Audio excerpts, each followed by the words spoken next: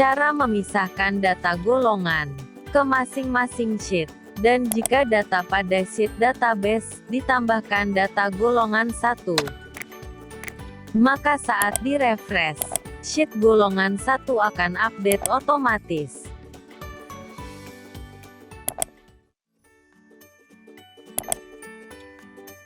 Buat data dalam bentuk insert tabel.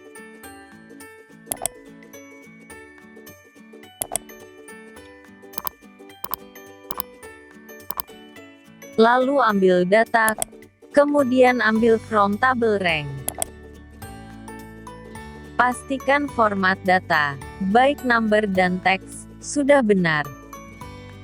Pada expand the navigator panel, duplikatkan sheet sebanyak kriteria golongan.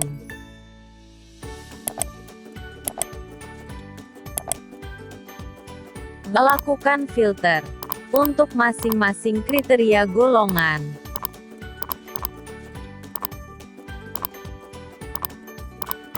Rubah nama sesuai golongan, agar mudah dilihat.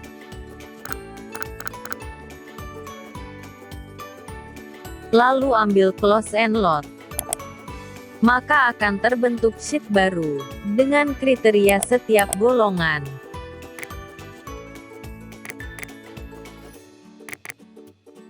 Rubah format sel pada gaji ke accounting, blok sheet golongan 1 hingga 3. Lalu edit salah satu sheet saja, maka semua sheet akan otomatis berubah. Jika sheet database ditambahkan dengan kriteria golongan 1,